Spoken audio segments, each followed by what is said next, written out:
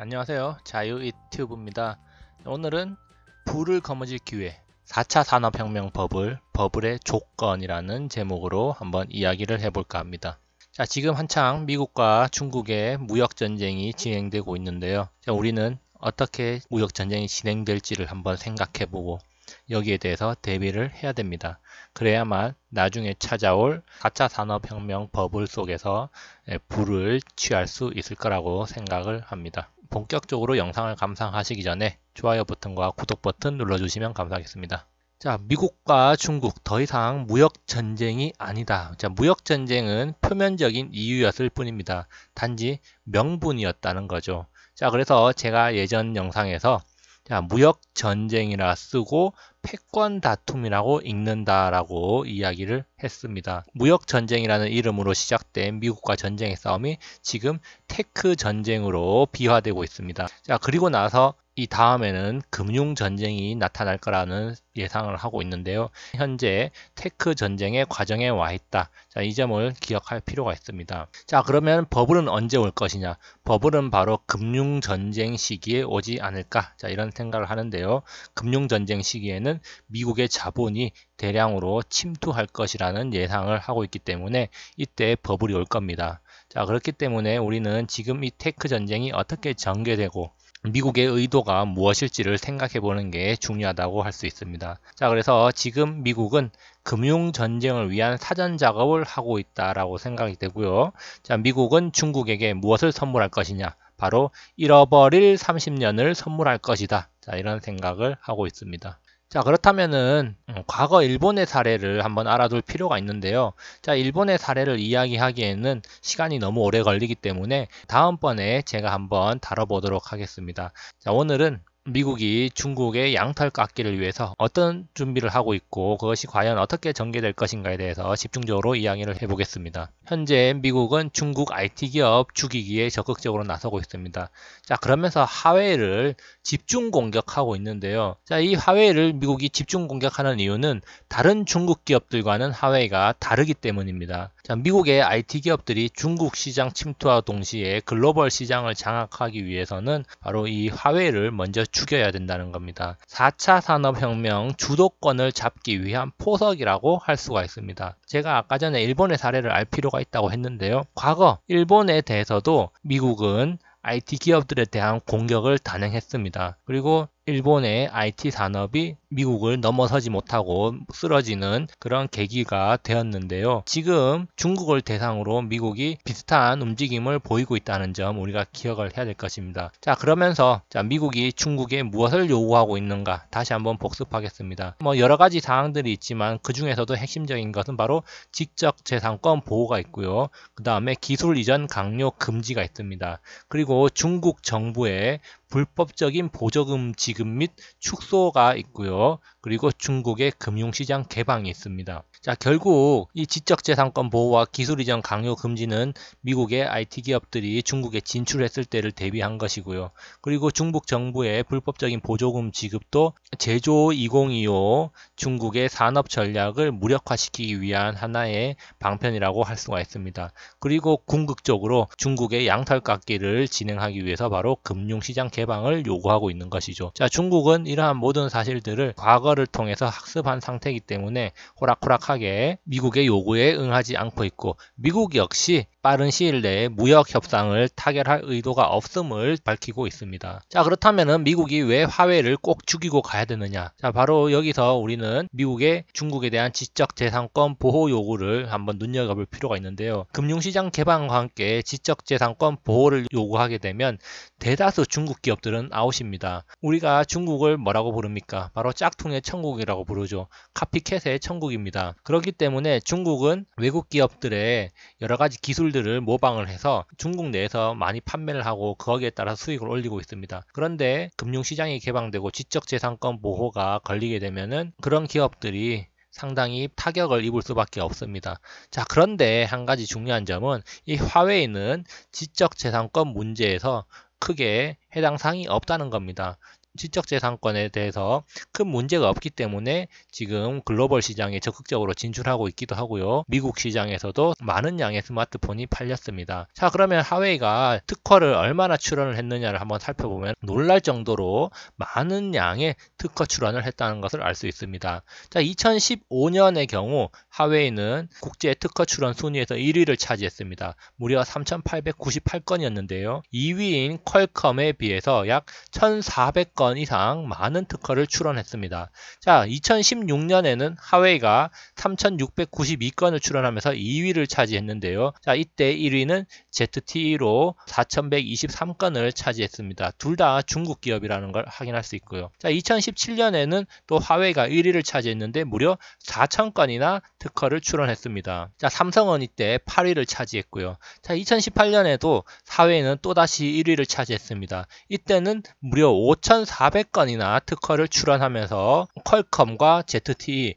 삼성 등을 압도적으로 따돌리는 그런 성과를 냈습니다. 이처럼 하웨이는 매년 엄청난 양의 특허를 출원하고 있기 때문에 지적재산권 문제에서는 크게 걸릴 게 없다는 게 하웨이의 강점이고, 자, 이런 자신감 때문에 하웨이가 자신들은 쉽게 죽지 않는다라는 말을 하고 있습니다. 자, 그러면서 최근에 트럼프가 일본에서 어떤 말을 했느냐, 중국과 무역협상 타결 준비가 아직 안 됐다라고 이야기하고 있습니다. 결코 미국은 빨리 타결할 생각이 없습니다. 제가 지난 시간에 이야기했듯이 미국은 의도적으로 무역협상을 지연하고 있는 겁니다. 자, 왜 미국이 무역협상을 타결을 지연하고 있느냐, 바로 중국 IT 기업들에 대한 공격할 시간을 벌기 위해서입니다. 이 IT 기업들을 공격해서 죽여야 하지만 중국을 절름발이로 만들 수 있다는 거죠. 결국에는 시간이 필요한데 당장 타결을 하게 되면은 이런 기업들을 공격할 명분이 사라집니다.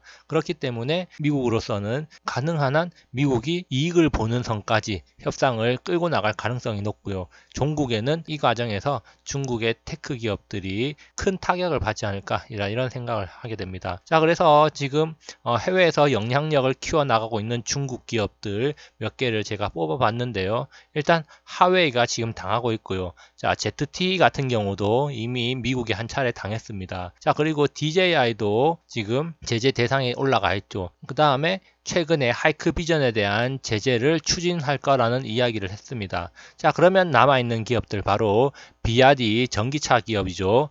CATL 배터리 만드는 기업입니다. 그리고 알리바바가 있습니다. 알리바바의 경우 나스닥에 상장이 되어 있는데 최근에 주가 폭락을 경험하고 있는데 이것 또한 미국의 공격 중 하나라고 할 수가 있습니다. 그래서 알리바바의 경우에는 최근에 홍콩 증권거래소에 상장을 추진하고 있다는 이야기가 들려오는데, 자, 이렇게 된다면 알리바바 역시 글로벌 시장 진출보다는 중국 내수 기업으로 머물 수밖에 없는 상황이 도래하지 않을까, 자, 이런 생각을 한번 해보게 됩니다. 자, 그러면은 이 미국은 지금 중국의 양털 깎기를 위해서 차근차근 준비하고 있다라는 이제 제가 소제목을 한번 붙였습니다. 자, 그러면 미국은 어떤 준비를 하고 있느냐? 자, 가장 중요하게 눈여겨봐야 될 것 중에 하나가 바로 미국의 은행 규제 완화 법안이 지금 통과가 되고 있다는 겁니다.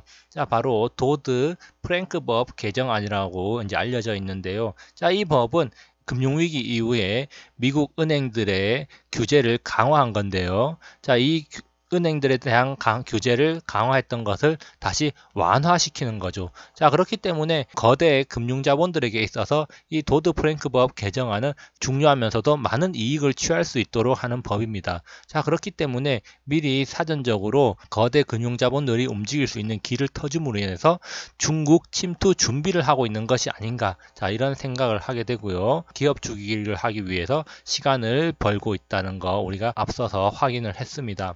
자, 또 한 가지 우리가 눈여겨봐야 될 것, 바로 투자의 대가 워렌 버핏이 최근에 어떤 종목의 비중을 늘렸냐 살펴보면은, 자, 미국 대형 투자은행에 대한 비중을 늘렸습니다. 특히 JP모간을 비롯해서 여러 은행들에 대한 지분을 공격적으로 늘렸고요. 자, 소프트웨어 기업 레드햇의 지분도 크게 늘렸고, 자, 전자상거래 클라우드 기업인 아마존의 지분도 많이 늘린 것으로 파악이 되고 있습니다. 자, 워렌 버핏이 은행과 IT 기업들에 대한 지분을 많이 늘렸다는 것은 향후 이런 기업들이 큰 수익을 취하게 될 가능성이 높다는 걸 의미하고요. 자, 워렌 버핏이 분석을 했을 때 미국이 중국에 대한 양털깎기를 하면서 이런 기업들이 많은 이익을 얻을 수 있을 것이다. 자, 이렇게 판단을 했겠죠. 그렇기 때문에 큰 금액을 투자를 했을 겁니다. 결국 중국의 양털깎기와 4차 산업혁명을 준비하는 워렌 버핏이다. 그러면 우리도 이 워렌 버핏을 따라서 중국의 양털깎기와 4차 산업혁명 버블을 준비를 해야 되겠죠. 그렇기 때문에 우리는 이렇게 지금 공부를 하고 있는 겁니다. 자, 버블은 절대 갑작스럽게 찾아오지 않습니다. 자, 주식시장에 명언이 있죠. 바로 강세장은 비관 속에서 태어나고 회의 속에서 자라나며 낙관 속에서 성숙하고 행복 속에서 사라진다. 많은 사람들이 이 버블이 왔을 때 행복함을 느끼면서 끝까지 상승을 외치지만 결국에는 그 끝에 폭락이 도래할 수밖에 없죠. 우리는 과거의 여러 사례를 통해서 이런 것들을 많이 확인을 해왔습니다. 지금 상당히 무역전쟁으로 인해서 경제에 대한 비관론, 회의론이 상당히 많이 나오고 있는데요. 어쩌면은 지금이 버블을 준비해야 되는 시기라는 것을 암시하는 것이라고 할 수가 있습니다. 자, 나중에 정신을 차려보면은 이미 버블이 와 있고 많은 이들이 대박을 꿈꾸지만 그렇지만 그때는 이미 끝물이고 설거지를 할 수밖에 없는 상태일 가능성이 높습니다. 그렇기 때문에 우리는 미리미리 준비를 하고 공부를 하면서 과연 어디에다가 우리가 투자를 해야 될지 그리고 어떤 타이밍에 투자를 해야 될지를 면밀히 따져봐야 되는 것입니다. 결국 미국이 원하는 것, 자, 미국도 한순간에 버블을 바라는 것은 아닙니다. 자, 미국이 원하는 것은 바로 글로벌 골디락스 경제입니다. 전 세계가 잘 먹고 잘 사는 상태가 오랫동안 유지되어야지만 미국도 거기에서 많은 부를 취해갈 수 있기 때문에 미국이 원하는 것, 바로 글로벌 골디락스 경제라고 할 수가 있겠죠. 자, 지금 글로벌 경제는 빼빼 마른 돼지 새끼에 불과하기 때문에 이런 돼지들을 토실토실하게 키워주는 게 해야 할 일이고 그런 작업을 진행하게 될 것이다. 자, 이런 생각을 한번 하게 됩니다. 자, 미국은 최대한 오랫동안 텃밭을 가꿀 것입니다. 텃밭을 가꾸고 나서 마지막에 과실을 따먹게 될 건데 그 과실이 바로 거품이 꺼지게 되는 것이라고 할 수가 있겠죠. 자, 그래서 미국이 지금 중국 기업에 대한 공격과 그 후는 과연 어떻게 될 것인가. 지금 아까 전에도 말씀드렸듯이 테크 전쟁이 한창 일어나고 있습니다. 자, 이 테크 전쟁의 끝은 자, 중국 IT 기업들의 몰락으로 연결될 수가 있겠고요. 자, 그렇게 된다면 미국 주도의 4차 산업혁명이 본격적으로 시작될 것입니다. 자, 그리고 자, 이때가 되면은 중국도 어쩔 수 없이 금융 개방을 하게 되겠죠. 자, 그러면서 중국의 금융 제도가 개편되고 자유로운 돈의 이동, 즉 투자를 자유롭게 할 수 있는 환경이 형성된다는 겁니다. 자, 이렇게 됐을 때 자, 미국의 금융 자본들이 본격적으로 중국을 침투하게 되고 자, IT 테크 기업들이 본격적으로 성장을 하게 되겠죠. 자, 여기에서 미국의 IT 기업들이 주도를 하겠지만 자, 일본과 한국 기업들도 여기서 콩고물을 좀 얻어먹을 수 있지 않을까 이렇게 생각을 하게 되고요. 자, 한국 기업들 중에서 콩고물을 가장 많이 얻어먹을 수 있는 기업은 바로 삼성이 되지 않을까 자, 이런 생각을 하게 되는데요. 자, 그 이야기는 다음에 한번 더 해보도록 하겠습니다. 자, 그리고 중국 내에서도 살아남은 기업들이 당연히 있겠죠. 네, 중국 보조금을 받지 않고도 살아날 수 있는 기업들은 자, 체질 개선을 하게 되는 거고요. 자, 이들 기업들은 글로벌 경제 성장에 기여를 하게 됩니다. 중국도 또 과실을 키워야 되기 때문에 바로 죽지는 않을 겁니다. 그렇지만 내부적으로 많은 구조조정이 있을 수 있고요. 체질 개선을 하는 과정에서 부실 기업들이 많이 퇴출을 될 겁니다. 그리고 그렇게 부실 기업들이 퇴출되고 나서 살아남은 기업들은 시장에서 더 많은 파일을 취할 수 있게 되는 게 일반적인 경제 상식입니다. 자, 그래서 미국 같은 경우 지금 세계 경기가 안정적인 성장을 구가할 수 있도록 적절한 인플레를 유도할 것이다. 이렇게 생각할 수 있는데요. 자, 미국은 금리를 통해서 유동성을 조절하고, 그리고 세계 1위의 원유 생산국의 지위를 이용해서 안정적인 오일 가격을 형성시키면서 원유를 적절한 가격에 공급을 할 가능성이 높습니다. 자, 여기서 원유가 왜 중요하냐?